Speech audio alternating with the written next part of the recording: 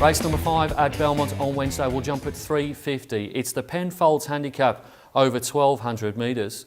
The replay horse is Disco-rific. And have a look at his start 2 runs ago when finishing 5th at Belmont Park. Bushfire Blonde and likewise Glimmer Girl. Big Caroline headed the remainder. Coming along to the 300, however, and Misty Metal had kicked clear, nicely clear at the 200 post. Misty Metal 2.5 in front now from Thunderstrut, who can't do any better. And down the outside, Nashville Cat, followed by Glimmer Girl. But it's Misty Metal nicely clear, and she's going to do it all of the way, Misty Metal, and made it 4 straight. Did not bother showing you the last start of Disco-rific. That was over 1,400 metres. Instead went 2 starts ago over 1,200 metres in a much stronger race, won by Misty Metal. It's not just Misty Metal that's franked that form line. If you go through the horses that finished further down the list, they've all run really, really well in much stronger races than what Disco-rific will find on Wednesday. I think gets a claim here for Jordan Turner, gets an inside gate, and as long as the track's not too wet, Disco-rific, I think, is the one to beat. From number 7, Another Story is really relish getting onto the soft tracks last 2 starts. One beating Cape Lady 2 starts ago, and then beat All Bar Stockyard Gossip last start. Goes in the numbers. Number 5, the anaesthetist, will have the bars on the fronts again.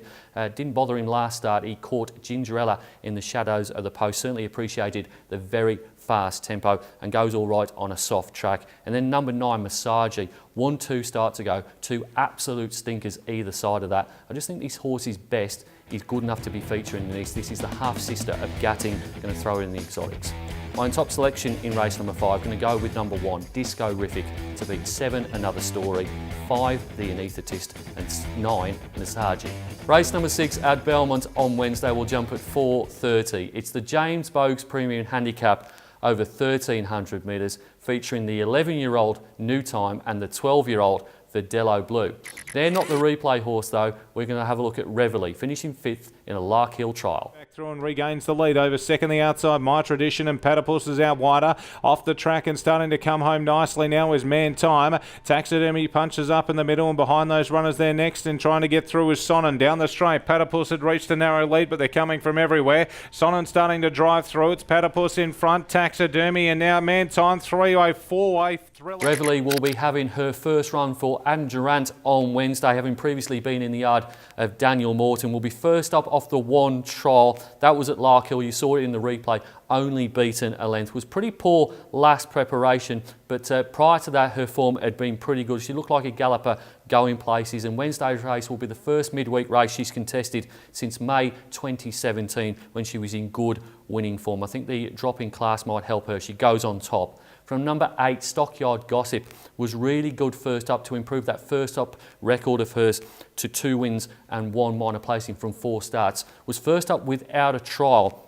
So she should still be pretty fresh, I would think, on Wednesday, and she has run well first up with the 1 trial before, so that's the equivalent of second up for mine. She goes in for second. Number 2, General Hassan, is having his 10th run since the wind operation at the start of this campaign. Has had 5 minor placings from 9 runs, including 3 seconds in a row. I just simply can't back this horse to win. I do think he's become a non-winner. And then number 3, Russian River, first up off a couple of trials, has had almost 200 days off. Was in harder races last preparation, including the regional championship final at Ascot Racecourse when it finished 3rd behind Nicotrice and River Dance. My top selection in race number 6 is going to go with number 6, Reveille, to beat 8, Stockyard Gossip, 2, General Hassan, and 3, Russian River. Race number 7 at Belmont on Wednesday will wrap up the card at 5:05. It's the Crown Sports Bar Handicap over 1,700 metres. The replay horse is Persian Princess, finishing 2nd last start. Command and upside down Bob, but Regal Honor is reeling, giving back as a great sight in front. Regal Honor down to the 250, a length and a half to Avidus. A similar margin, Mr. Pago. Here comes Juicing Carrots. Now the leader's being swamped with Persian Princess. The rake charging home. Prentice getting a run on the rail. Persian Princess stormed up, went to Juicing Carrots. Juicing Carrots, Kelly's Gem coming through late. Competitive heat to round out the Belmont card. Going to go with Persian Princess. She'll race in a bubble cheeker on Wednesday. Have to lane in the straight last time out, went beaten just ahead by Kelly's Gem. I think that's a good gear change here by Alan Matthews. That was her best run this preparation. She'll be 4th up on Wednesday. I think she might be the one to beat.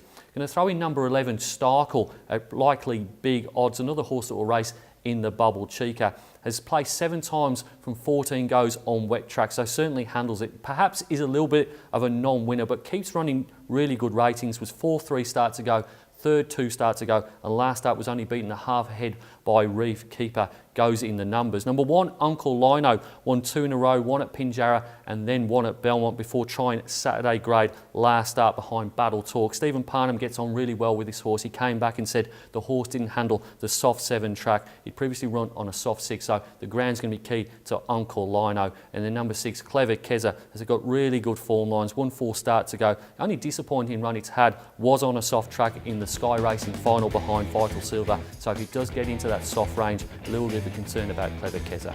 My top selection in race number 7, I'm going to go with number 3, Persian Princess, to beat 11 Starkle, 1 Uncle Lino and 6 Clever Keza.